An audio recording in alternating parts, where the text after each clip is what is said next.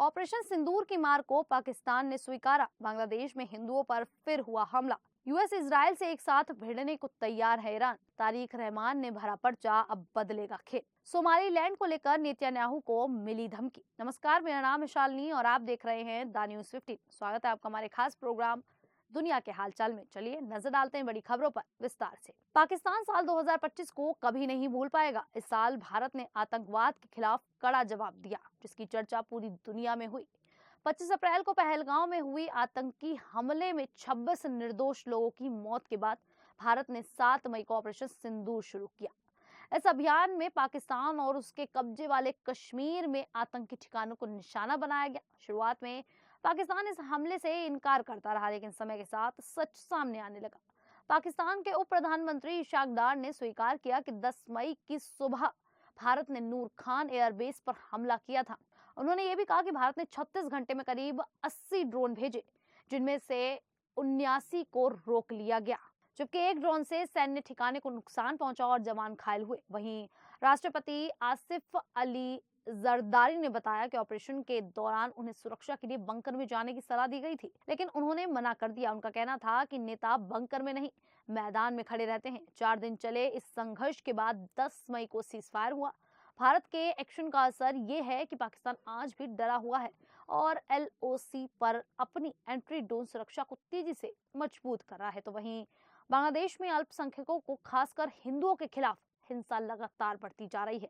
छात्र नेता उस्मान शरीफ हादी की मौत के बाद देश में हालात और ज्यादा खराब हो गए हैं। इसी दौरान कई हिंदू नागरिकों को भीड़ की हिंसा का शिकार बनाया गया। पहले दीपू चंद्र दास को ईशनिंदा के आरोप में पीट पीट कर मार दिया गया। इसके बाद अमृत मंडल की भी भीड़ ने हत्या कर दी। अब एक और दर्दनाक घटना सामने आई है। 27 दिसंबर को पिरोजपुर जिले के डुमरीटोला गांव में साहा परिवार के घर में आग लगा दी गई। हमलावरों ने घर के एक कमरे में कपड़े भरकर आग लगाई, जिससे पूरा घर जल गया। इस हमले को अल्पसंख्यकों के खिलाफ साजिश बताया जा रहा है। इस घटना पर लेखिका तस्लीमा नसरीन ने भी नाराजगी जताई है। उन्होंने कहा है कि जब परिवार सो रहा था तभी हिंदू परिवार के घर के 5 कमरों को जला दिया गया। उन्होंने सवाल उठाया कि क्या देश में हिंदुओं के खिलाफ हिंसा यूं ही चलती रहेगी। फिरोजपुर से पहले चट्टग्राम के राउजान इलाके में भी हिंदू परिवार के घर जलाए गए थे। कई परिवार किसी तरह जान बचाकर बाहर निकले, लेकिन उसका सारा सामान और जानवर जलकर नष्ट हो गए। पुलिस ने कुछ आरोपियों को गिरफ्तार किया है, लेकिन हालात अब भी तनावपूर्ण बने हुए हैं। तो वहीं दूसरी तरफ ईरान के राष्ट्रपति मसूद पेजिशकियान ने बड़ा बयान देते हुए कहा है कि ईरान इस समय अमेरिका, इजरायल और यूरोप के साथ पूर्ण युद्ध जैसी स्थिति में है। उन्होंने कहा कि पश्चिमी देश नहीं चाहते हैं कि ईरान आत्मनिर्भर बने और अपने पैरों पर खड़ा हो।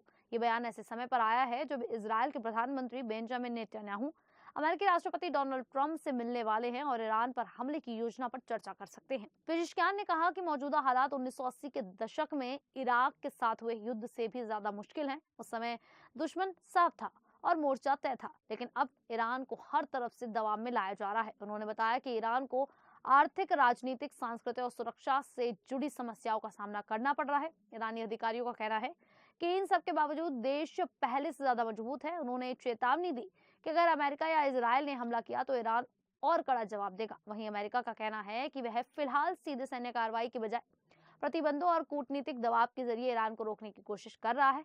कुल मिलाकर पश्चिम एशिया में तनाव लगातार बढ़ता नजर आ रहा है। तो वहीं बांग्लादेश की राजनीति में एक बड़ा बदलाव देखने को मिल रहा है। बांग्लादेश नेशनलिस्ट पार्टी के एक्टिंग चेयरमैन तारिक रहमान ने फरवरी 2026 में होने वाले संसदीय चुनाव के लिए ढाका 17 सीट से नामांकन दाखिल कर दिया है। 17 साल के निर्वासन के बाद हाल ही में देश लौटे तारिक रहमान का चुनावी मैदान में उतरना काफी अहम माना जा रहा है।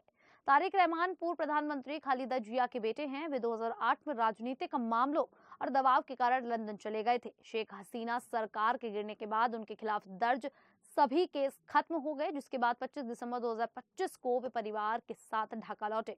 एयरपोर्ट पर लाखों समर्थकों ने उनका जोरदार स्वागत किया। 29 दिसंबर को पार्टी नेताओं ने ढाका डिविजनल कमिश्नर ऑफिस में उनके नामांकन पत्र जमा किए। तारिक ढाका 17 के साथ साथ बेगुरा 6 सीट से भी नामांकन पर हस्ताक्षर कर चुके हैं। ढाका 17 एक अहम और पॉश इलाकों वाली सीट मानी जाती है। बीमार खालिदा जिया की जगह अब तारिक पार्टी का चेहरा बन चुके हैं। उनकी वापसी से BNP में नई जान आई है। राजनीतिक जानकार मानते हैं कि तारिक की एंट्री चुनाव का रुख बदल सकती है और वे भविष्य के प्रधानमंत्री उम्मीदवार के रूप में उभर सकते हैं। तो वहीं सोमालीलैंड को अलग देश के रूप में इजराइल द्वारा मान्यता दिए जाने के बाद पश्चिम एशिया और अफ्रीका में तनाव बढ़ गया है। यमन के हूती विद्रोही संगठन ने इजराइल को खुली धमकी दे दी है। हूती नेता अब्दुल मलिक अल हूती ने कहा कि सोमालीलैंड में अगर कहीं भी इजराइल की मौजूदगी हुई तो उसे सीधा सैन्य लक्ष्य माना जाएगा। हूती नेता ने कहा कि इजराइल इस इलाके को अपने सैन्य और रणनीतिक अड्डे के तौर पर इस्तेमाल करना चाहता है, जिससे पूरा क्षेत्र और ज्यादा अस्थिर हो सकता है। उन्होंने अरब और इस्लामी देशों से अपील की कि वे एकजुट होकर सोमालिया के समर्थन में खड़े हों और इजराइल की नीतियों का विरोध करें। वहीं सोमालिया सरकार ने भी सख्त रुख अपनाया है। उसने साफ कहा है कि सोमालीलैंड सोमालिया का अभिन्न हिस्सा है और किसी भी विदेशी सैन्य अड्डे को मंजूरी नहीं दी जाएगी। सोमालिया ने चेतावनी दी कि अगर उसके इलाके में कोई बेस बनाया गया तो उसे तबाह कर दिया जाएगा। तुर्की, जॉर्डन और कई अन्य देशों ने भी इजराइल के फैसले की आलोचना की है। इन देशों का कहना है कि ये कदम अंतर्राष्ट्रीय कानून के खिलाफ है और हॉर्न ऑफ अफ्रीका में शांति के लिए खतरा है। कुल मिलाकर ये फैसला क्षेत्र में नए टकराव की आशंका बढ़ा रहा है। खैर, आप सभी को ये जानकारी कैसी लगी, आप हमें कमेंट करके अपनी राय जरूर दें। अभी के लिए इतना ही, फिर हाजिर होंगे ऐसे ही देश और दुनिया जुड़ी बड़ी खबरों के साथ। तब तक के लिए देखते रहिए द न्यूज़ 15।